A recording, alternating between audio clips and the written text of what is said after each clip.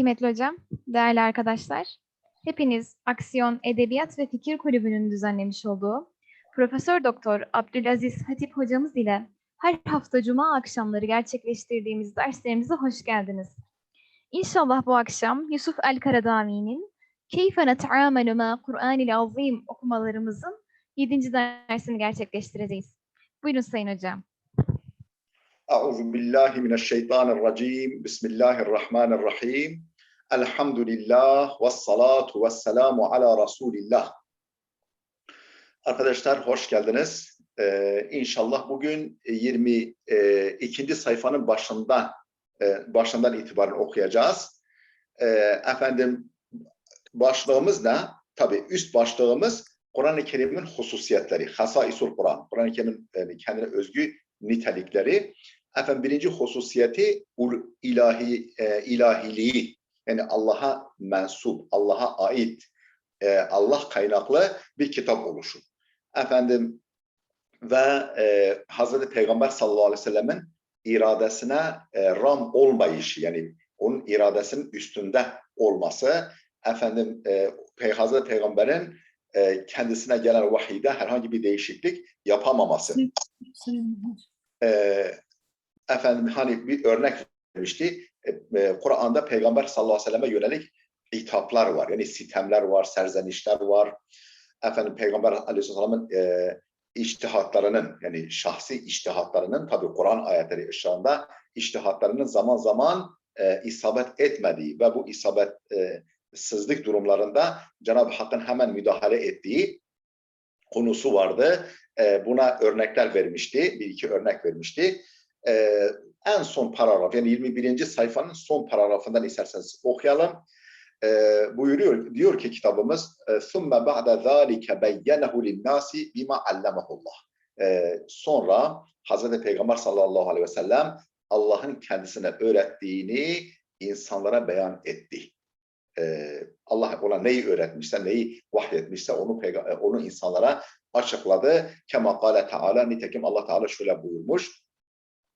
وَاَنْزَلْنَا اِلَيْكَ الذِّكْرَ لِتُبَيِّنَ لِلنَّاسِ مَا نُزِّلَ اِلَيْهِمْ وَلَعَلَّهُمْ يَتَفَكَّرُونَ. Biz sana zikri, yani zikir, yani hatırlatma ifadesi olan Allah'ı hatırlatan, insana görevlerini hatırlatan, ahireti hatırlatan, sorumluluğunu hatırlatan Kur'an'ı sana indirdik ki لِتُبَيِّنَ لِلنَّاسِ مَا نُزِّلَ اِلَيْهِمْ, insanlara kendilerine indirilmiş olanı beyan edesin. Yani yanında hiçbir şey saklamayasın. Ne gelmişse, Allah tarafından sana ne gelmişse onu insanlara açık açık söyleyesin. وَلَعَلَّهُمْ يَتَفَكَّرُونَ. Yani sen onlara beyan edesin, kendilerine indirilenleri ve onlar da derinden derine düşünsünler, tefekkür etsinler. Nahl suresi 44. ayet. فَمَنْ أَرَادَ أَنْ يَفْهَمَ الْقُرْآنَ أَوْ يُفَسِّرَهُ فَلْيُعِدَّ لَهُ عُدَّتَهُ. Bu ifade öyle. فَلْيُعِدَّ لَهُ عُدَّتَهُ. İdde demiyoruz, udde diyoruz. İdde sayı demek, udde hazırlık demek. فَلْيُعِدَّ اَعَدَّ يُعِدُّ i'dad, yani idadiye vardı Osmanlı son döneminde lise anlamında. فَلْيُعِدَّ لَهُ عُدَّتَهُ وَلْيَتَأَهَّبْ لَهُ عَقْلِيًّا وَعِلْمِيًّا وَنَفْسِيًّا. فَمَنْ أَرَادَ أَنْ يَفْهَمَ الْقُرْآنَ اَوْ يُفَسِّرَهُ. Kur'an-ı Kerim'i anlamak ve onu yorumlamak, açıklamak isteyen bir kimse فَلْيُعِدَّ لَهُ عُدَّتَهُ. Mutlaka onun için gerekli hazırlığı yapsın. فَلْيُعِدَّ hazırlasın, hazırlık yapsın. lehu lil Kur'an. Yani li tefsiril Kur'an, li fehmil Kur'an. Kur'an-ı Kerim'i anlamak ve açıklamak için hazırlık yapsın. Neyi? Yani hazırlık yapsın, uddetehu. Yani gerekli hazırlığı yapsın, gerekli donanımı sağlasın. وَلْيَتَأَهَّبْ لَهُ عَقْلِيًّا وَعِلْمِيًّا وَنَفْسِيًّا. Onun için kendini hazırlasın. Onun için kendini hazırlasın. Ne açıdan? Akliyen. Akli açıdan ve ilmiyen, ilmi açıdan ve nefsiyen, psikolojik açıdan. Yani akli, ilmi ve psikolojik açıdan kendini onun için hazırlasın. Yani Kur'an-ı Kerim'i anlamak ve açıklamak için kendini hazırlaması lazım. akli yönden, ilmi yönden ve psikolojik yönden.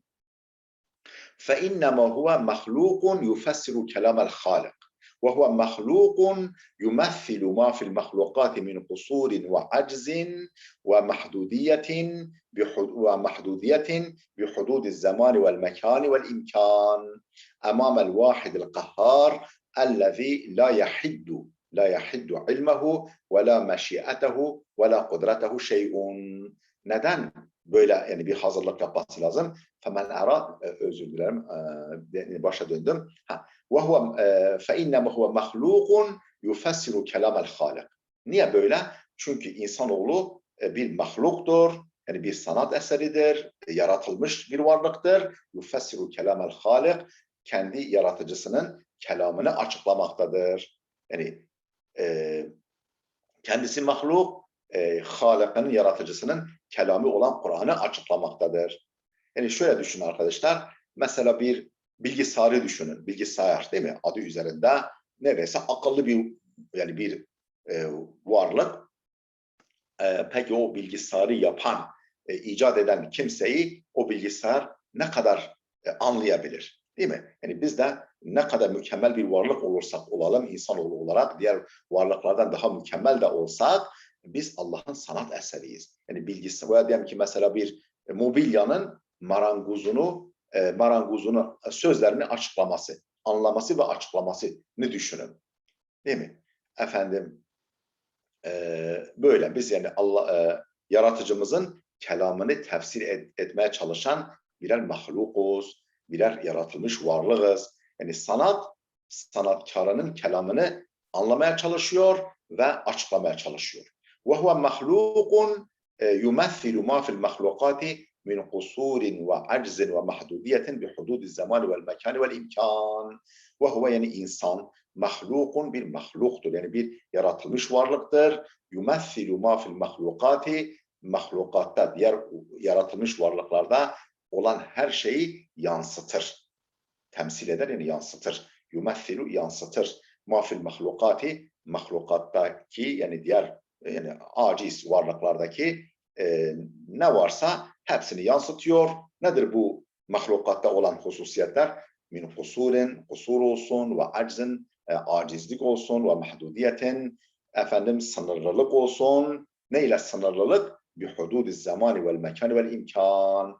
Zaman, mekan ve imkanın sınırlarıyla sınırlanmışlık, acizlik, kusur namına, adına, mahlukata ne varsa hepsini insan yansıtıyor birer ayna gibi. Yani insanoğlu da kusur da var, acizlik de var, sınırlılık da var. Neyle sınırlılık, neyle sınırlanmışlık? Bi hududi zaman vel mekan vel imkan. Zaman sınırıyla, mekan sınırıyla ve imkan sınırıyla, çerçevesiyle, sınırlanmışlıkla sınırlanmışlığı yansıtıyor.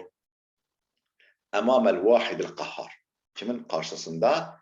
Bu acizliği, mahdudiyeti, ve kusuru ile kimin karşısında yer alıyor? Emamel vahidil kahhar. O bir olan, eşsiz olan, bütün mahlukata boyun eğdiren. Kahhar demek, bütün mahlukata boyun eğdiren, hepsini emrinde çalıştıran, birer memur gibi, birer asker gibi, itaatkar birer memur, disiplini birer memur ve asker gibi zerreleri, küreleri, canlıları, cansızları, melekleri, cinleri hepsini emrinde çalıştıran, hepsine boyun eğdiren, bir ve eşsiz olan zatın karşısında bu acizliği, kusuru, sınırlı oluşu, neyle sınırlı? Zaman, mekan ve imkanın sınırlarıyla sınırlanmış özelliğiyle Allah'ın huzurunda yer alıyor, Allah'a muhatap oluyor. Ellezî, öyle bir vahide kahhar ki la yahiddu ilmehu ve la meşi'atehu ve la kudretehu şey'un. Onun ne ilmini, ne meşiyetini, iradesini ve ne de kudretini hiçbir şey sınırlayamaz. Yani ne ilmini, ne meşiyetini, iradesini, ne de kudretini hiçbir şeyin sınırlayamadığı vahide kahharın huzurunda ona muhatap olarak işte o aciz, kusurlu, mahdud özelliğiyle insan yer alıyor. Bu özelliğiyle insan Allah'a muhatap oluyor. Ne kadar olabiliyorsa. أما النظر إلى القرآن باعتباره مجرد منتج ثقافي أو أثر ونضح أو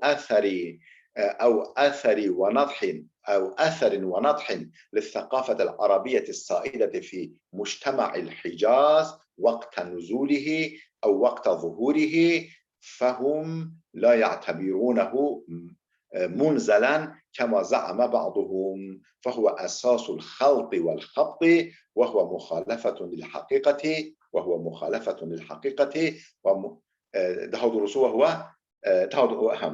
للحقيقة ومناقضة للعقيدة. أما النظر إلى القرآن باعتباره مجرد منتج ثقافي efendim mujarrad yani salt bir kültürel ürün, bir kültür ürünü, bir kültürel ürün olması itibarıyla Kur'an'a bakmak, yani Kur'an'a böyle bakmak, nasıl bakmak? Efendim onu kültürel bir ürün, bir kültür ürünü kabul ederek Kur'an'a bakmak, أو أثر ونضج ونضح للثقافة العربية السائدة في مجتمع الحجاز وقت نزوله. Onun nuzulu vaktinde, mef'ulun fih'tir arkadaşlar. Vakta, niye vakta okudum? Çünkü fi vakti anlamındadır. Fi gidince, harf-i cer gidince efendim mansup oluyor. Vakta nuzulihi. Kur'an'ın nuzulu vaktinde Hicaz toplumunda saide yani egemen olan Arabi bir kültürün sızıntısı. Nadh, sızıntı demek. Eser de eser. Yani Kur'an-ı Kerim'in nuzulu döneminde Hicaz toplumunda egemen olan Arabi bir kültürün eseri ve sızıntısı olması veyahut da kültürel bir ürün, salt kültürel bir ürün olması özelliğiyle Kur'an'a bakan kimse, yani Kur'an'ı böyle kabul edip ona nazar eden kimse, efendim fehum kimseler yani fehum la ya'tabirunehu munzelan, onu Allah tarafından indirilmiş olarak kabul etmiyorlar. Böyleler yani böyle düşünen kimse. Kur'an-ı Kerim salt kültürel bir üründür. Efendim veyahut da Kur'an'ın nuzulu döneminde Hicaz toplumunda egemen olan Arabi kültürün bir eseri, bir sızıntısıdır. Bu gözle Kur'an'a bakan kimseler fehum işte böyleleri la ya'tabirunehu Kur'an'ı kabul etmiyorlar. Munzelan indirilmiş kabul etmiyorlar. Kema za'ama ba'duhum birilerinin iddia ettiği gibi. Efendim Ebu Zeyd Muhammed nedir? Ebu Zeyd o dipnotta şimdi dipnotu da okuyacağız. Onu örnek veriyor. Hani bizde de çıktı maalesef değil mi? Efendim işte Muhammed'in sözü, efendim o günkü Arap toplumunun işte ürünü falan gibi yani maalesef o gibi sözler söyleyenler gördük, o şahit olduk maalesef. Onlar efendim Kur'an-ı Kerim'in indirilmiş olduğunu kabul etmiyorlar. Kema za'ame ba'duhu birilerinin iddia ettiği gibi yalan yere. Tabi za'ame kelimesi arkadaşlar yalan yere iddia anlamına geliyor. Bu Hazreti Ayşe validemizin tespitidir. Diyor ki tabi burada Kur'an ayeti olarak geçmiyor ama yani za'ame kelimesi Kur'an'ın neresinde geçerse geçsin hepsi yalan yere iddia anlamındadır. Bu Hazreti Ayşe validemizin müfessirliğine yani örnek. Böyle bir tespitte bulunuyor. Kema za'ame ba'duhum birilerinin iddia ettiği gibi yalan yere fehuve esasul halqi vel habdi efendim bu yanılmanın, bocalamanın esasıdır. Hat yani böyle bocalamanın, yalpalamanın ve yanlışlığın, hatanın esasıdır bu. Böyle bir düşünce. Ve huve muhalefetun lil hakikati bu hakikate muhalefettir. Ve munakadatun lil akideti İslam akidesine, İslam inanç sistemine ters düşmektir. Taban tabana ters düşmektir bu. Hani mesela oryantalistlerden öyleleri var ki arkadaşlar biraz sonra gerçi temas edecek onlara ama diyorlar ki yani Kur'an'daki bütün fikirler, Kur'an'da ne varsa hepsi aslında o günkü Araplar tarafından biliniyordu. Ondan sonra pek Yani Arap toplumu, Hicaz toplumu yani Kur'an-ı Kerim gibi bir kitabı doğurmaya, değil mi, ürün vermeye hazırdı. Yani doğum, hani bir anne düşünün, bir işte hamile bir varlık düşünün, bir canlı düşünün. Yani zaten doğuracak. Birisinin ona ebelik yapması lazım, değil mi? O çocuğun dünyaya gelmesine yardımcı olması lazım. İşte Muhammed haşa o ebe gibidir diyorlar. Tamam mı arkadaşlar? Yani Kur'an zaten Arap toplumu Kur'an gibi bir ürünü vermeye hazırdı. Hazreti Muhammed ne yaptı? Efendim onun aynen bu oryantalistlerin iddiaları ona ebelik yaptı. Yani hiçbir orijinal bir şey yok Kur'an'da haşa onlara göre. Evet. Hani mesela Hazreti Ali Efendimiz güzel bir sözü var. Ne diyor? Yani bir işte haricilerin bir sözüyle ilgili inil hukmu illa lillah. Diyor ki efendim kavlun hakkun urida bihi batıl. Yani söz doğru ama onunla batıl hedefleniyor. Batıl kastediliyor. Yani mesela genelde ne diyorlar? İşte efendim Kur'an'ın nuzul ortamına gitmemiz lazım. Kur'an-ı Kerim'i iyi anlayabilmemiz için onun nuzul ortamı. Tamam doğru. Kur'an-ı Kerim'in nuzul ortamına gitmemiz lazım. O yani kullandığı kavramlar o gün neyi ifade ediyorsa onu iyi bilmemiz lazım. Doğru. Nuzul ortamını iyi bilmemiz lazım ama yani bazı buna şunu kastediyorlar. Yani efendim muhatapların zihninde ne varsa odur. Kur'an onunla sınırlıdır. Hani işte tarihsellik bu. Hani tarihin belli bir noktasına geldi, müdahale etti, efendim düzeltmelerde bulundu, rötuşlarda, dokunuşlarda bulundu. Efendim o bizim için ancak bir örnek olabilir. Örnek olabilir. Kendi problemimizi kendimiz çözeriz. Yani Kur'an yani kendi göbeğimizi kendimiz keseriz demek ki. Tabii konu geniş. Bu kadarla yetinelim. Ve nuzulul Kur'an bi lugatin yantiquha'l beşeru la yukhrijuhu an kevnihi kelamallah ve la yanzi'u anhu sıfatel uluhiyete أو القداسة الربانية وإلا لم يكن هناك فرق بين الوحي الإلهي والتفكير البشري ونزول القرآن بلغة ينطقها البشر insanların konuştukları bir dille Kur'an-ı Kerim'in inmiş olması, Kur'an-ı Kerim'in nüzulü ile insanların kullandıkları, konuştukları bir dille, mesela Arapça ile, değil mi? Arapça ile inmiş. İşte böyle insanların konuştukları bir dille Kur'an-ı Kerim'in inmiş olması la yuhricuhu an kevnihi kelamallah. Onu Allah'ın kelamı olmaktan dışarı çıkarmaz. Allah'ın kelamı olmanın dışına çıkarmaz. Ve la yanzi'u anhu ondan çekip almaz es-sıfatel ilahiyeten. İlahiyet yani uluhiyet sıfatını yani ilahilik sıfatını özelliğini ondan çekip almaz. Onu bundan yoksun bırakmaz. Efendim tamam sorunuzu anladım. Bir cümle bitsin inşallah cevap vermeye çalışacağım. Ve la yazıqu anhu sıfatel ilahiyete ev'l qadasetel rabbaniyete. Rabbani kutsallık ve ilahi vasfı, ilahilik vasfını ondan çekip almaz. Yani Arapça olması onun Allah kelamı olduğunu yok saymaz, ortadan kaldırmaz ve ondan ilahilik ve Rabbani kutsilik vasfını ondan almaz.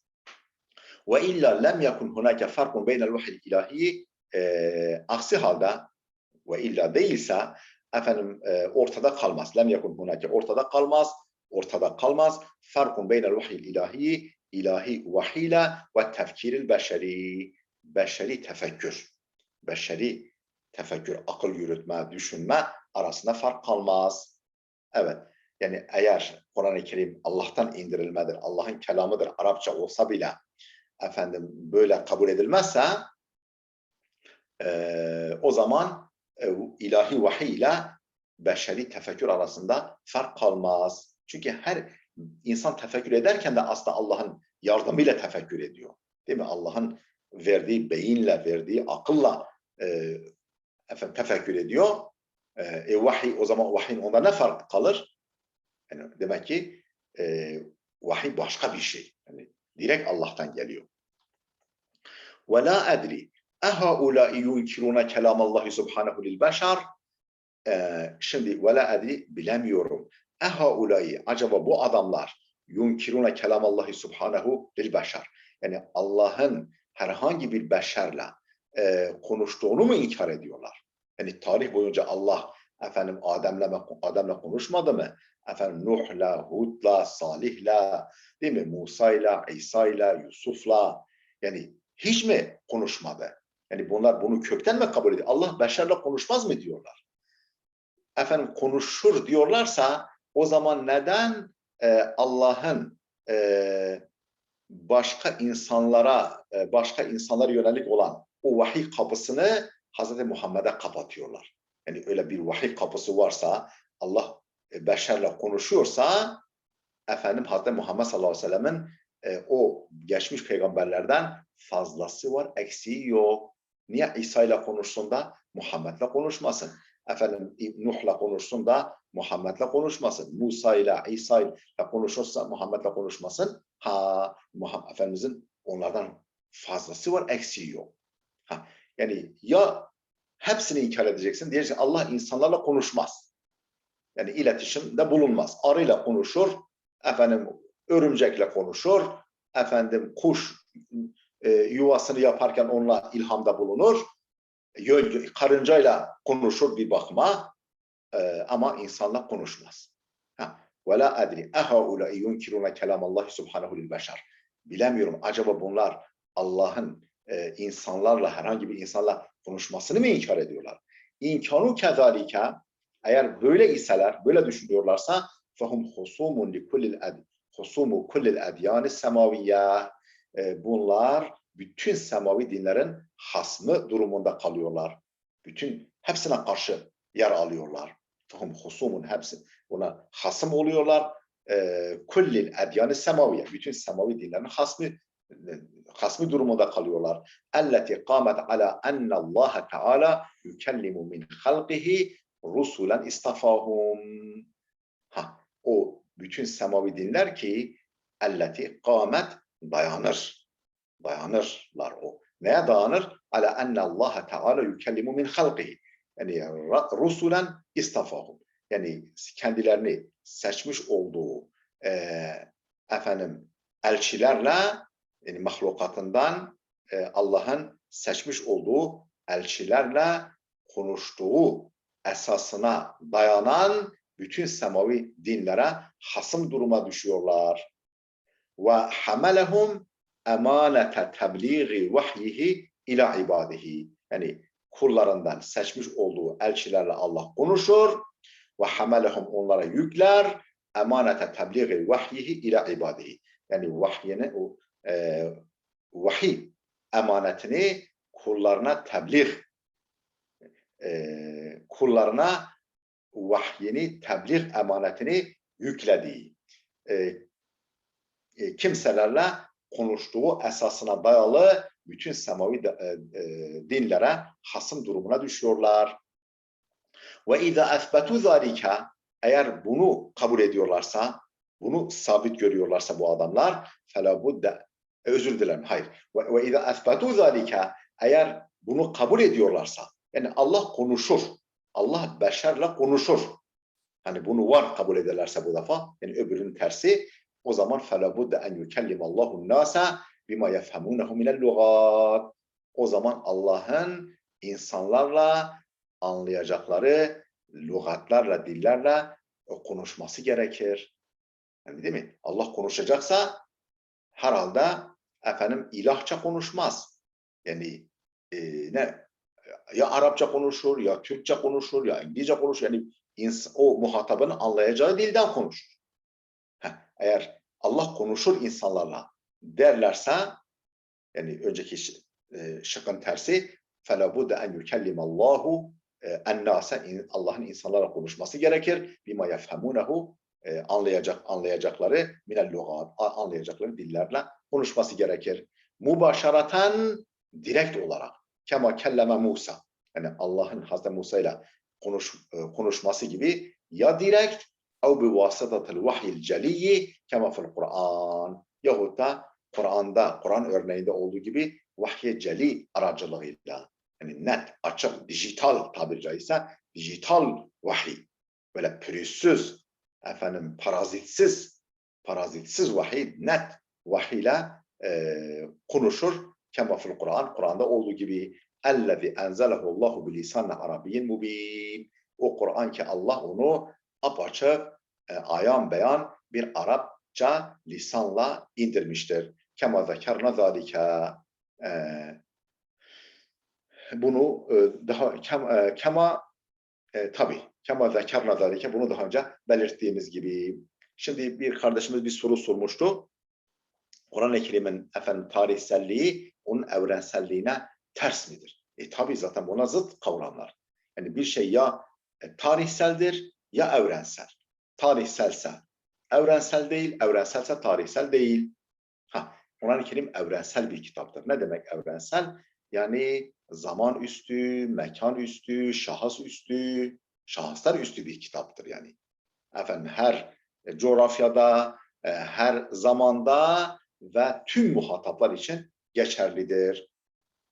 Ve de o zaman tasviriyle yeryüzü bir mescit, Mekke bir mihrab, Medine bir minber, Hz. Muhammed bütün Beni Beşer'e imam, elinde bir hutbe-i ezeliye var. Kur'an onu bütün o camideki saflarda yer alan insanlara okuyor. Yani hani birinci saf asr-ı saadet, değil mi? Birinci kuşak sahabe nesli, ikinci kuşak tabi'un, tabi'un, ta kıyamete kadar böyle her bir 100 yıl bir saf, camideki bir saf gibi, o 100 yıldaki insanlar da o safta yer alan cemaat gibi, yeryüzü bir mescit, büyük bir mabed, Mekke bir mihrab, Medine o yeryüzü mabedinin minberi, Hz. Muhammed o minbere çıkmış, elinde ilahi bir hitabe var, bir hutbe var, Kur'an onu okuyor. Kime okuyor? Bütün Beni Beşer'e. Ta kıyamete kadar böyle birbiri arkasında saf halinde dizilmiş bütün insanlara. Yani entelektüeli olsun, okumuşu olsun, okumamışı olsun, herkese okuyan bir zat. Dolayısıyla elbette ki Kur'an evrenseldir, tarihsel falan değil. Oldu mu arkadaşlar? Öyle o sorusuna arkadaş. Anlaşıldı mı Evet yoksa? hocam, anladım. Anladım, teşekkür ederim. Tamam, estağfurullah. Vela tamam. فعربية القرآن ليست من صنع البشر وأحكامه ومفاهيمه ليست من نضح ثقافة البشر مثل عرب الحجاز وتأثيرها بل هي منزلة على البشر من سلطة أعلى منهم سلطة الرب الخالق المعلم للإنسان. فعربية القرآن, Kur'an-ı Kerim'in Arapça oluşu, Arabiliği yani Arapça oluşu leysat min sun'al beşer. Beşer yapısı değildir. Yani Kur'an-ı Kerim'i Arapçalaştıran bir beşer değil. Hani diyor isim vermeyelim. Birilerini son zamanda dediler ya. Yani onu Arapçalaştıran, onu Arapça kalıplara döken Hazreti Muhammed'dir. Yani öz olarak işte Allah'tan geliyor bir takım böyle belli belirsiz bir takım belli çerçevelerle bir takım fikirler Hazreti Muhammed'e iletiliyor. Onu kalıba döken, yani Arapça kalıplarla döken Muhammed haşa diyenlerde olduğu gibi Arabiyetul Kur'an, Kur'an-ı Kerim'in Arabi oluşu leysat min sun'al beşer. Beşer yapısı, beşer sanatı değil. Ve ahkamuhu ve mefahimuhu, Kur'an-ı Kerim'in hükümleri ve mefhumları, kavramları leysat min nadhi thakafetil beşer. Beşer kültürünün sızıntısı değildir. Yani bir beşer kültürü altyapısı var veya arka planı var, perde arkası var, arka planı var. Kur'an-ı Kerim işte o beşer kültürünün bir sızıntısıdır. Haşa böyle bir şey yok. Onun hükümleri ve mefhumları leysat min nadhi thakafetil beşer. Mislil Arabil Hicaz ve te'thiriha. Mesela bu beşer kimler? Hicaz Arapları gibi beşerin, insanların kültürlerinin bir sızıntısı değildir ve te'thiriha ve o kültürün bir etkisi sonucu değildir. Ya nedir? Bel hiye munzeletun alel beşeri, bilakis o ahkam hiye, yani o ahkam ve o mefhumlar, kavramlar indirilmiştir. Alel beşeri insanlara min sultatin a'la minhum kendilerinden çok çok yüksek bir otorite tarafından sulta otorite demek. Bir otorite tarafından a'la minhum kendilerinden aşkın, kendilerinden çok daha yüce, çok daha yüksek bir cihetten, bir merciden gelmiştir, indirilmiştir. Kim nedir o otorite? Sultati Rabbil Halikil Muallimi lil insan. İnsanlara muallimlik eden, insanlara muhtaç oldukları şeyleri öğreten, yaratıcı Rabbin otoritesi. Kur'an o otoriteden indirilmedir. Ve hâzâ vâdihun min evveli suretin unzilet fil Kur'an. Bu Kur'an'dan ilk indirilen sureden açıkça bellidir. Bu vadahtır, net bir şekilde anlaşılıyor. Min evveli suretin unzilet fil Kur'an. Kur'an'da ilk inen surede bile bu bellidir. Ne diyor? İkra bismi rabbikellezi halak. Halakal insana min alak. İkra ve rabbukel ekrem. Ellezi alleme bil kalem. Allemel insana ma lem ya'lem. Alak suresi 1 ve 5. ayetten ilk inen vahiy. Malumunuz, hepiniz bilirsiniz. Efendim Rabbinin adıyla oku. O Rabbin ki yaratandır. Yaratan Rabbinin adıyla oku. Halakal insana min alak. İnsanı bir embriyodan yaratmış. Yani alak o sülük gibi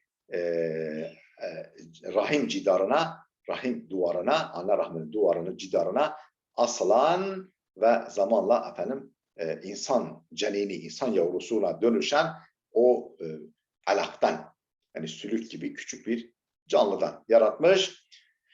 İkra ve rabbukel ekrem. Oku, Rabbin en kerimdir. Yani keremi en büyük zattır. Ellezî alleme bil kalem. O Rabbin ki kalemle öğretmiş. Allemel insane ma lem ya'lem. İnsana bilmediğini öğretendir, öğretmiştir. O böyle olan Rabbinin adıyla oku. Buradan bu ayeti niye delil getirdi? Allemel insane ma lem ya'lem. Yani muallim olan Allah, öğretici olan Allah. İnsana bilmediklerini öğreten Allah'tan gelmiştir Kur'an. وَقَدْ أَكَّدَ الْقُرْآنُ نَفْسُهُ أَنَّ اللّٰهَ تَعَالَى أَنْزَلَهُ عَرَبِيًّا كَمَا فِي قَوْلِهِ تَعَالَى. وَقَدْ أَكَّدَ الْقُرْآنُ نَفْسُهُ. Bizzat, nefsu burada tekittir arkadaşlar. Kur'an bizzat kendisi vurgulamıştır. Ekkede, vurgulamıştır ki اَنَّ اللّٰهَ تَعَالَى أَنْزَلَهُ عَرَبِيًّا. Allah'ın onu, yani Kur'an'ı Arapça olarak indirdiğini Kur'an'ın kendisi vurgulamaktadır. Nerede mesela var mı örnek? Kema fi kavli Teala, şu ayet-i kerimede olduğu gibi inna enzelnahu Kur'anen Arabiyyen leallekum ta'kilun. Akledesiniz, düşünesiniz, kavrayasınız diye biz onu Arabi bir Kur'an olarak, Arabi bir okunan metin olarak, okunan döküman olarak indirdik. Yusuf suresi 2. ayet. Başka bir ayet. وَكَذَٰلِكَ أَنْزَلْنَهُ حُكْمًا عَرَبِيًّا. Biz onu Arabi bir hüküm, Arabi bir hikmet olarak indirdik. Ra'd suresi 37. ayet. وَمَنْ قَرَأَ الْقُرْآنَ وَتَدَبَّرَهُ وَكَانَ عَلَى شَيْءٍ مِنَ الْعِلْمِ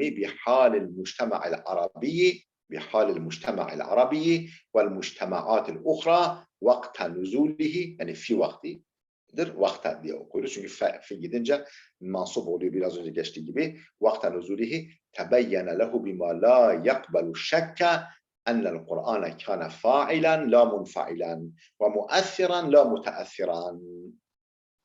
Ve men qara'al Kur'ane ve tedebberahu. Kim Kur'an'ı okur ve üzerinde düşünürse ve kâne alâ şey'in minel ilmi, ve biraz bilgisi varsa, biraz bilgi üzereyse, birazcık bilgisi varsa neye ilişkin? Bihalil mujtema'il arabi. Yani o günkü Arap toplumunun haline ilişkin, birazcık bilgi üzereyse, birazcık bilgisi varsa vel mujtema'atil uhra, ve o dönemin diğer toplumlarının haline ilişkin birazcık bilgisi varsa ne zamanki toplumların ve Arap toplumunun vakten nüzulü, Kur'an-ı Kerim'in nüzulü sırasındaki ister Arap toplumu olsun, ister diğer toplumların haline ilişkin biraz bilgi sahibi ise efendim ve bu şekilde Kur'an'ı okursa tebeyyene lehu, ona açıkça görünecektir. Bima la yakbalu şekke, kuşku kabul etmeyecek şekilde ona açıkça görünecektir ki ennel Kur'ane kâne failen la munfailen, Kur'an'ın fail olduğu, munfail olmadığı. Yani ne diyelim? Faildir, munfail değil. Yani aktördür, yani ne diyelim? Aksiyon sahibidir, reaksiyon değil. Fail. Yani mesela şimdi bazı oryantalistler diyorlar ki haşa. Yani benim doktora tezim onlarla ilgiliydi arkadaşlar. Efendim Hazreti Muhammed işte Hazreti Ömer gibi, hani var ya muvaffakat-ı Ömer var. Hazreti Ömer'in Kur'an-ı Kerim'in nuzulundan önce bir takım düşünceleri olmuş, birkaç meselede, 3-4 meselede Kur'an o düşüncelere uygun olarak inmiş. Mesela demiş ki ya Resulallah, efendim toplum, yani bizim cemiyet büyüdü, evine iyi kimseler de giriyor, kötü kimseler de giriyor. Keşke hanımların yani böyle herkes huzura çıkmasalar, yani böyle çok görülmeseler falan. Çünkü iyi de geliyor, kötü de geliyor, münafıkı da geliyor falan. Ona işte peygamberin hanımlarının böyle perde arkasından insanlara konuşmasını emreden ayet iniyor. Efendim içki ile ilgili mesele var. Ondan sonra buna benzer birkaç mesele var. Efendim buna muvaffakat-ı Ömer deniyor. Hazreti Ömer'in yani Kur'an vahyiyle tevafuk eden, örtüşen önceki fikirleri, bir takım fikirleri, hani bazen diyor ki işte hani öküzün alttan buzağı aramak gibi, mal bulmuş mağribi gibi, efendim bu nasıl, bak işte demek ki Kur'an'ı yönlendiren, Hazreti Muhammed'i akıl hocası olan Hazreti Ömer gibi kimseler.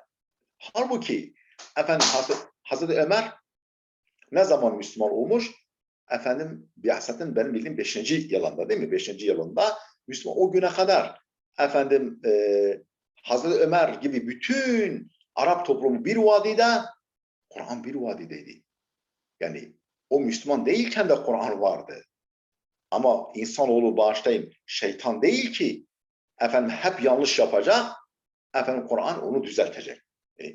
İnsan ilahi bir ruh, ilahi bir nefha taşıyor. Efendim sağduyusu var, vicdanı var. Efendim bazı güzel şeyleri düşünüp Kur'an'da ona uygun gelmiş olabilir. Onunla örtüşmüş, tevafuk etmiş olabilir. Yani bu haşa bu demek değildir ki. Yani Kur'an haşa işte onlara danışılarak ortaya konmuş bir kitap. Yani Kur'an-ı Kerim faildir, munfail değil. Yani aktördür. Efendim bağımsız rol oynuyor, öbürleri ondan etkileniyorlar. O etkileyici, öbürleri etkilenen. Ve muessiran la muteessiran. Etkileyicidir, etkilenen değildir. Fakat bak aynen benim arz ettiğim şeyi söylüyor. Fakat sahhahal akaidel batilete saide. Saide efendim egemen olan, o gün egemen olan, Hazreti Ömer'i de kaplayan, efendim diğer onun gibi, yani Halid bin Velid'i de, Amr bin As'ı da vesaire sayısız kimseleri efendim kaplayan, efendim hepsine egemen olan inançları tasih etmiştir. Ve savvabel mefahimel hati'atel musaytira, musaytir. Egemen, yine musaytir, yani hakim olan, egemen olan yanlış mefhumları, kavramları düzeltmiştir Kur'an. Ve abtalet tekalide, takalit gelenekler demek o. Gelenekleri iptal etmiş. Hangi gelenekleri? El-zalime. Yani o günkü zalim uygulamaları, gelenekleri iptal etmiştir. Ve elgal avda'al fasidete, fasit, bozuk vaziyetleri ilga etmiş. Yani ortadan kaldırmıştır. Ve hamele alel abatilil mutevariseti hamleten la nazire leha. Eşe emsali görülmemiş. Yani naziri, eşe emsali bulunmayan, eşe emsali görülmemiş hamlelerle atadan evlada miras kalan batıl şeylere hamlede bulunmuş. Yani yüklenmiş. Ve hamle yapmış, yüklenmiş, saldırmış. Neye saldırmış, neye yüklenmiş? Alel abatili. Batıl, yani asılsız, yalan, yanlış şeylere yüklenmiştir. O batıl ki, o batıl şeyler ki saçma sapan düşünceler, uygulamalar, örf ve adetler ki el mutevariseti atadan evlada miras kalan. Nasıl saldırmış? Hamleten öyle bir saldırıyla, öyle bir hücum etmiş ve saldırmış ki la nazire leha. Eşe emsali görülmedik bir şekilde hepsine saldırmış Kur'an. Hepsini bertaraf etmiş, kökten söküp atmış. Ve redde alel cahidinel müşrikin ve ehlil kitab minel yahudi ve nasara ve reddiyede bulunmuş. El cahidinel müşrikin. Yani hakikati bile bile inkar eden müşriklerle ve ehlil kitabı minel yahudi ve nasara Yahudi ve Hristiyanlardan ehli kitaba cevaplar vermiş, reddiyelerde bulunmuş. Yani bütün bir insanlık, yani o günkü semavi din mensuplarıyla, hani orijinal itibariyle semavi olan Hristiyanlık, Yahudilik gibi semavi dinlerin mensupları olsun, Hint medeniyeti mensupları olsun, Çin medeniyeti mensupları olsun, Sasani, Bizans vesaire bütün medeniyet ve dinlerin mensupları bir vadideydi. Kur'an tek başına bir vadideydi. Hepsinin yalanını, yanlışını düzeltmek rolüyle ortaya çıkmıştı. Öyle bir aktördü Kur'an. Hocam, Buyurun efendim. e, Buyurun. geçmeden söyleyeyim dedim. Bir arkadaşımız daha demin bahsettik ya, Kur'an faildir diye. Bu noktada Hazreti Ömer'den gelen rivayetlerden bahsetmiştik. Rivayetlerin sahihlik noktasıyla alakalı bir sorusu var. Hani rivayetler sahihtir değil mi? Bu Sahih. şekilde. Tabii. Rivayetler sahih. Buna muvaffakat-ı Ömer deniyor. Yani muvaffakat-ı Ömer. Yani Hazreti Ömer'in düşündüğü ve dile getirdiği şeylerle örtüşen, tevafuk eden Kur'an ayetleri var. Çok değil. Yani 4-5 ayet. 4-5 konu. Hazreti Ömer ki arkadaşlar hani dedik ya, insanoğlu hep yanlış yapacak, Kur'an onu düzeltecek. Yok öyle bir şey. Yani kaldı ki Hazreti Ömer gibi imanı dağ gibi, değil mi? Sağduyulu, akıllı bir insan. Yani o da doğru düşünebilir. Yani bu normal yani. Ama yani haşa Kur'an-ı Kerim bütün bir inanç sistemiyle, bir yasa sistemiyle, bir iktisadi yaklaşımıyla muhteşem bir sistem olan bir Kur'an'ı Hazreti Ömer'in haşa fikrinin ürünü görmek veya herhangi başka bir sahabenin, hatta Hazreti Muhammed'in fikrinin ürünü görmek neye benzer biliyor musunuz arkadaşlar? Yani Hazreti Muhammed'in eseri olarak Kur'an'ı görmek neye benzer? Yani dağ tarafından, dağ ufkundan doğan güneşi dağdan çıkmış kabul etmek gibi bir şey. Yani Kur'an, yani güneş dağ tarafından, bir dağdan doğabilir. Değil mi? Dağ ufkundan doğabilir ama bu dağ ile güneş arasındaki mesafe yerle gök arasındaki mesafe kadardır. Hani zahiren değil mi? Sanki böyle güneş dağı yalıya doğuyor. Sanki böyle ona bitiş. Hatta güneş dağdan doğuyor gibi görünür. Ama aslında Kur'an dağ canibinden geliyor. Dağ ufkundan geliyor ama dağdan çıkmıyor. Hazreti Muhammed bir dağ, bir zirve. Kur'an onun ufkundan doğmuş. Ama haşa ondan doğmamış. Anlatabildim mi? Yani Hazreti Muhammed ile Kur'an'ı oluşturmak arasındaki mesafe Allah'la kul arasındaki mesafe kadardır. O kadar uzak bir ihtimal. Evet. Şimdi mesela benzetme gibi olmasın.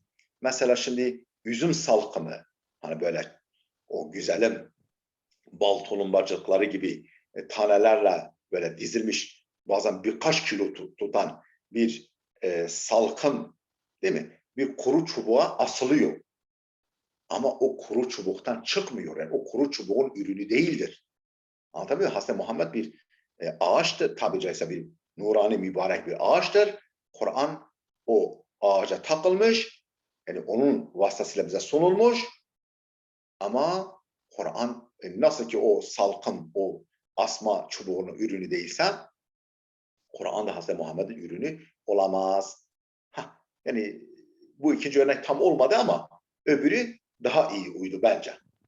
Yani Kur'an Hazreti Muhammed'in sözü olamaz, fikrin ürünü olamaz. Hazreti Muhammed'in olamıyorsa başka herhangi bir insan haydi olamaz. Yani Kur'an-ı Kerim birkaç 3-5 meseleden ibaret değil ki. Değil mi? Evet. Kaldı ki Hazreti Ömer'e de şey yapmış, onun fikrine de saldırmış. Değil mi? O müşrikti, değil mi? Kılıncı çekip peygamberi öldürmeye gidecek kadar şirke bağlı bir insandı. Ama ne yaptı? Kur'an onu değiştirip dönüştürdü. Bilmiyorum, anlaşıldı mı arkadaşlar? Yani Ben anladım hocam. Arkadaşlar da anlamaya arkadaş ne buyurur? Buyursun. Evet, anladım ben de hocam. Buyurun efendim. Anladım ben de. Teşekkür ediyorum. Sağ olun. Estağfurullah. Tamam.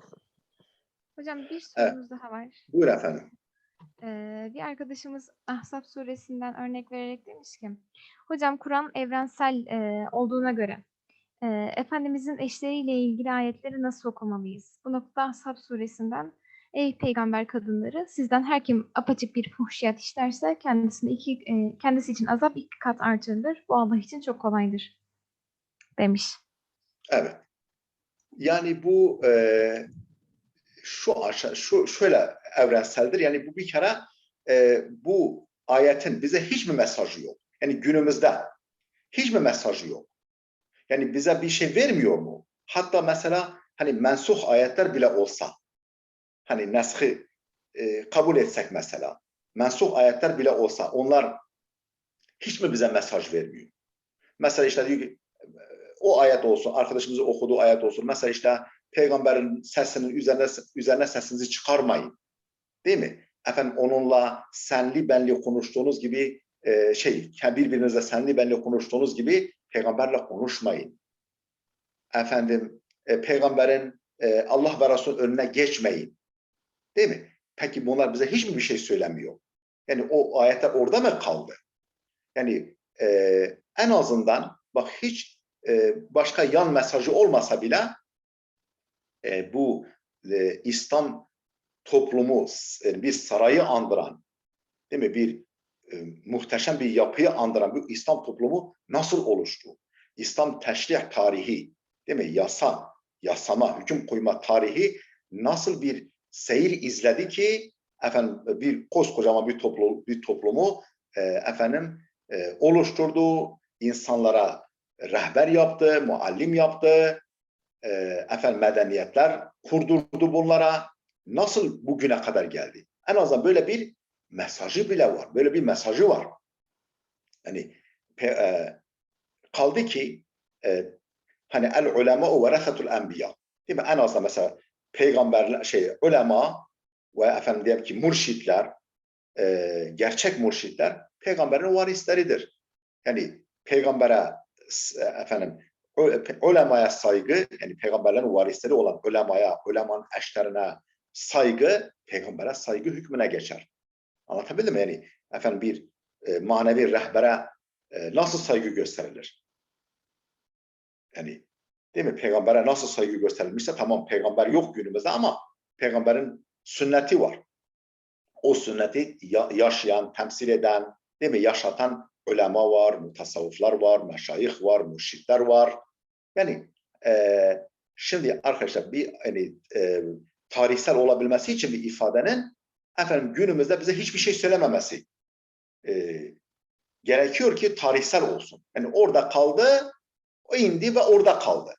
Öyle mi? Hiç mi yankıları ve yansımaları yok? Hiç mi bir yan mesajı yok bize? Ondan çıkaracağımız hiç mi bir ders yok? Varsa demek ki tarihte kalmış değil. En azından bu İslam toplumu nasıl oluştu? Bizim yeniden ıslah olmamızın yolu öncekilerin ıslah yolundan geçer. Yani onlar nasıl bir yol izleyerek öyle örnek bir toplum olmuşlarsa biz de o yolu izlersek öyle bir toplum oluruz. En azından böyle bir yan mesajı vardır bize. Oldu mu arkadaşlar? Yani mesela diyelim ki hani bu dile getirildiği için ben söylüyorum.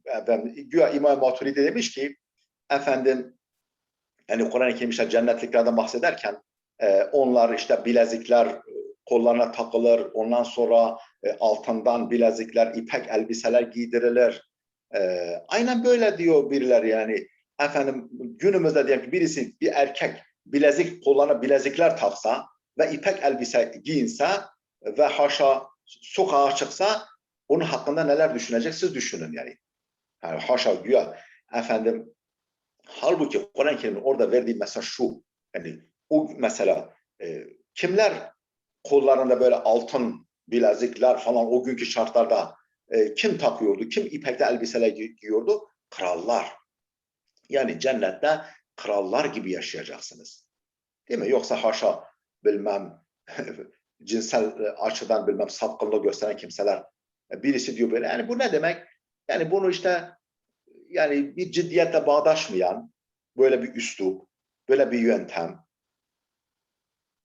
Yani krallar gibi yani var ya işte Peygamber Efendimiz buyuruyor ya "A'adallahu li'ibadihi salihin fil cenneti ma la aynun ra'at ve la uzunun semi'at ve la hatara ala kalbi beşerin." Yani Allah cennette salih kulları için öyle şeyler hazırlamıştır ki ne göz görmüş, ne kulak işitmiş, ne de hiç kimsenin hatır ve hayalinden geçmiştir.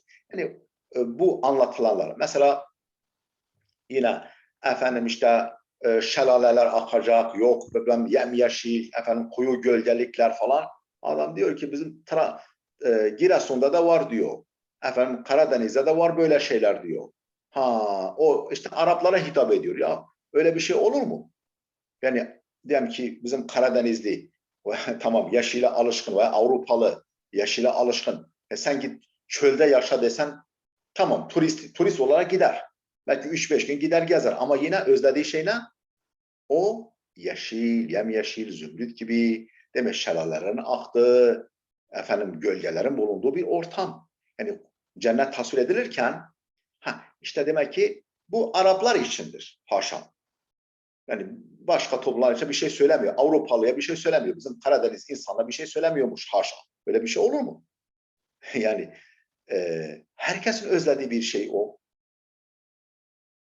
Yani onun için söylememize, üslubumuza çok dikkat etmemiz lazım arkadaşlar gerçekten. Efendim yok evrenselmiş, yok tarihselmiş. Bununla bir kere bizim kavramlarımız değil. Avrupalının efendim belki kendi kutsal kitapları hakkında söylediği bir takım şeyler onları getiriyorsun. Kur'an'a yani giydiriyorsun o ona göre biçilmiş kıyafeti getirip Kur'an'a giydirmeye çalışıyorsun. Efendim yok işte şöyle bir yöntem, böyle bir yöntem falan. Bizim kavramlarımız değil onlar bence. Hocam Evet. siz aslında açıklamasını yaptınız ama tam o sırada bir daha soru gelmişti, onu da belirteyim. Hocam ayetlerin içeriklerine göre gidersek sadece bir kısım ayetlerin evrensel olduğunu söylersek yanlış olur mu? Demiş bir Tabii arkadaşım. bir kısmı mı evrensel? Evet, yani sadece bir kısmının evrensel olduğunu söylesek yanlış olur mu diye sormuş. Yanlış olur tabii. Yanlış olur. Çünkü onun bir sınırı yok. Arkadaşlar bu tarihselciler de homojen değil. Yani aynı düşünmüyorlar. Mesela işte Hasan Hanefi var. Haşa Kur'an-ı Kerim'in Tanrı anlayışı bile tarihseldir diyor. Yani şunu demeye getiriyor. Yani Kur'an-ı Kerim bugün inmiş olsaydı efendim o gün bahsettiği bir tanrıdan bahsetmeyecekti. Başka bir tanrı tasvir edecekti. Yani efendim bu noktaya kadar gelebiliyorlar. Anlatabildim mi arkadaşlar? Yani tamam ben mesela işte Kur'an-ı Kerim'in tamamı evrensel arkadaşlar. Tamamı evrensel. Tamam. Yani yerel bir takım şeyleri yani problemleri ele alan ayetler var. Ama yani onların da bize yani zaman üstü, tarih üstü şeyleri var. Mesela geçen derslerde birinde anlattık. Efendim işte diyor işte köle azat edin. Bugün köle yok. Gidip köle mi bulacağız? Ya hani örnek verdik. Yani Allah abdest alırken kollarınızı yıkayın, değil mi? Dirseklere kadar ellerinizi yıkayın diyor. Adamın kolu kopuksa, yok git bir tane kol tak kendine, ondan sonra onu abdestte yıka mı diyeceğiz? Yoksa yok. Yoksa onun alternatifi var. Yani illa köle mi olacak? Yani Kur'an, tamam, o toplumda köle vardı. Onlarla ilgili ahkam var. Bugün köle yok. Ama yani bilmiyoruz. Yani bu tarihte bu ta son zamanlara kadar gelmiş. Böyle bir durum. Ha. Evet, neyse. Tarihsel evrensellik uzun hikaye arkadaşlar. Evet, devam edelim. O yanlış yani. Kur'an-ı Kerim'in belli ayetleri evrensel. Yani az bir kısım haşa ayetleri evrensel, diğer tarihsel diye bir şey olmaz. Allah'ın kelamıysa, Allah Rabbul Aleminse beşer üstü, zaman üstü, mekan üstü olması lazım. Tüm çağlara, tüm zamanlara hitap etmesi lazım yani. Evet, devam ediyoruz. Tamam. Ve beyyene ennehum harrafu ve beddelu. Ne diyor? Ne demiş Kur'an? Hepsine reddiyede bulunmuş. Yani inkarcı müşriklere de, ehli kitaptan olan Yahudi ve Hristiyanlara da reddiyede bulunmuş. Ve beyyene ennehum harrafu ve beddelu ve ketebul kutube bi eydihim sümme kalu, ve açıklamıştır ki onlar, yani Hristiyanlar, Yahudiler, ehli kitap tahrif etmişler kitaplarını, tebdil etmişler, değiştirmişler, bozmuşlar. Ve ketebul kutube bi eydihim, ve elleriyle bir takım kitaplar yazmışlar. Sümme kalu, sonra demişler ki hâzâ min indillah, bu Allah katındandır demişler, katındandır demişler. Liyeşterû bihi semenen qalîlâ, bununla basit, değersiz bir takım şeyler elde etmek için, satın almak, elde etmek için. Ve vaddaha ennehu câe, ve Kur'an açıkça net bir şekilde belirtmiştir ki kendisi gelmiş, yani kendisinin geldiğini, Kur'an kendisinin geldiğini açıkça belirtmiş. Ne olarak? Musaddikan lima beyne yedeyhi minel kitab, kendinden önceki kitapları tasdik edici. Yani çarpıtılan yönlerini doğrultucu, düzeltici, hak olan yönlerini, bozulmamış, orijinal olan yönlerini onaylayıcı olarak inmiş ve muheyminen aleyhi, ve hepsinin üzerine kontrolör, muheymin kontrolör, kıstas, mihenk olarak indirildiğini bizzat Kur'an'ın kendisi söylüyor. Maide suresi 48. ayet. فَمَنْ زَعَمَ أَنَّ الْقُرْآنَ نَتَاجُ الثَّقَافَةِ السَّائِدَةِ فَقَدْ جَهِلَ الْقُرْآنَ وَجَهِلَ الْوَاقِعَ التَّارِخِيَّ وَغَابَ عَنِ الْوَعِيِّ. Özetliyor gerçekten bu paragraf. فَمَنْ زَعَمَ أَنَّ الْقُرْآنَ نَتَاجُ الثَّقَافَةِ السَّائِدَةِ, kim Kur'an-ı Kerim'in o günkü kültürün bir ürünü olduğunu iddia etse, yalan yere, ki böyle bir iddia yalandır. Kim Kur'an-ı Kerim'in o günkü sait, yani egemen olan bir kültürün ürünü olduğunu iddia etse, fakat cehilel Kur'an'a, o Kur'an'ın cahilidir. O Kur'an'ı bilmiyor. Ve cehilel vaki'at tarihiye, tarihi realitenin cahilidir. Tarihi realiteyi bilmiyor. Ve gâbe anil va'yi, ve o bilinçsizdir, şuursuzdur. Şuurunu yitirmiş. Yani bu konudaki bilincini, şuurunu, bu noktadaki şuurunu, bilincini yitirmiş kimsedir. وَلَقَدْ قَرَأَ بَعْضُ الْاَجَانِبِ الْمُنْصَفِينَ الْقُرْآنَ. Bak, çok enteresan gerçekten bu paragraf. Bazı insaflı ecnebiler, yabancılar Kur'an'ı okumuşlar. فَقَالَ, demişler ki لَوْ وُجِدَ هَذَا الْمُصْحَفُ فِي فَلَاتٍ. Şayet şu mushaf, Kur'an denilen kitap bir çölde bulunsa, yani bir uçsuz bucaksız bir çölde bu kitap bulunsa, لَعَلِمَ قَارِئُهُ ennehu kelamullah. O kitabı okuyan kişi anlayacak ki o Allah'ın kelamıdır. Yani hiç Kur'an'ı duymamış, görmemiş bir kimsenin Kur'an'dan bir nüshayı bir çölde bulduğunu farz edin. Ve açsa okusa anlayacak ki bu Allah'ın kelamıdır. Yani üst perdeden konuşan, gök gürlemesi gibi ifadeler kullanan, beşeri aşan bir havaya, atmosfere sahip olan bir kitap olduğunu anlayacaktır. Bilece le'alime qari'uhu, o bulduğu çölde, yani efendim çölde, ormanda neyse bir Kur'an, bir kitap olsa, bir Kur'an nushala bir bulsa, onu okuyan kimse anlayacaktır ki o Allah'ın kelamıdır. Bunu ecnebi söylüyor. Ve kâle Nebiya Ebbut. Nebiya Ebbut diye bir herhalde müsteşrike var. Yani oryantalist bir hanım var, kadın var. Ustazatu diraseti samiye bi camiatil Melike fi Kaliforniya. Kaliforniya'da Kraliyet Üniversitesi'nde Sami dilleri araştırmacısı, profesörü. Ustazatu diraseti samiye. Sami araştırmaları hocası neredeki? Bi camiatil Melike, efendim Kraliyet Üniversitesi'nde fi Kaliforniya, oranın hocalarından bir hanım oryantalist diyor ki el-Kur'anu mehma kâne muhtevahu, Kur'an muhtevası ne olursa olsun, Kur'an içeriği ne olursa olsun fe innehu leyse min sun'al beşer, o kesinlikle beşer sanatı olamaz, beşer ürünü olamaz. Fe izâ enkerna kevnehu minallahi, onu Allah'tan oluşunu inkar etsek, فَمَعْنَهُ, o şu anlama gelir. Kur'an-ı Kerim'in Allah'tan geldiğini, Allah kaynaklı olduğunu inkar etsek, bu şu anlama gelir. اَنَّنَا اَعْتَبَرْنَا مُحَمَّدًا هُوَ الْاِلٰهِ. O zaman Muhammed'i ilah kabul etmemiz lazım. Bak, eğer Kur'an Allah kelamı değilse, Allah'tan gelmiyorsa, o zaman haşa sümme haşa Muhammed ilahdır.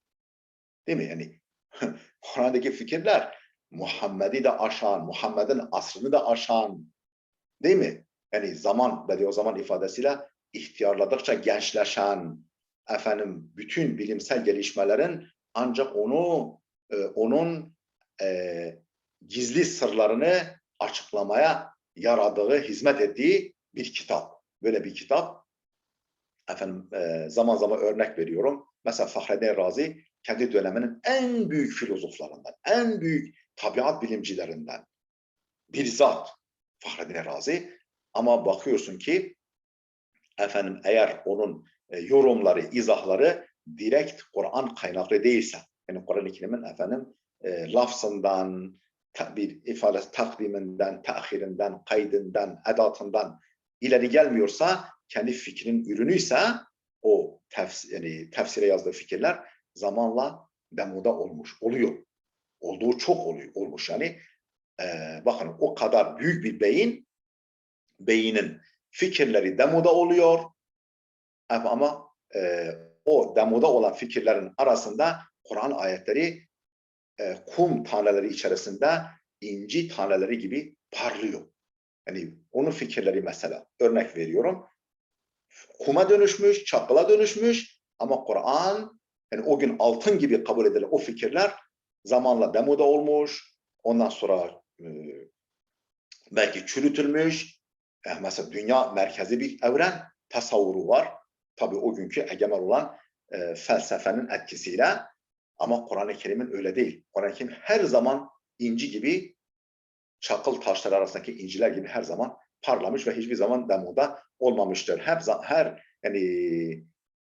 zaman efendim ve bilimsel gelişmeler hep onu haklı çıkarmıştır, onu tasdik etmiştir.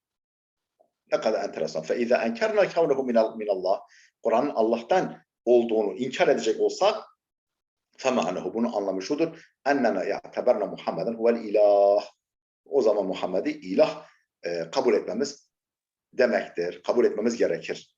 Bunu anlamış budur. Vaktimiz geldi mi arkadaşlar? Evet hocam. Tamam. Evet, burada dursun. Sorusu olan varsa, isterseniz sorusu varsa sorsun. Yoksa efendim tercih, inisiyatif sizde. Sorusu olan arkadaşlarımız varsa alabiliriz. Sanırım hocam yok. Arkadaşlar teşekkürlerini iletiyorlar sizlere. Allah razı olsun tekrardan hocam. Ben teşekkür ederim. Allah muvaffak etsin.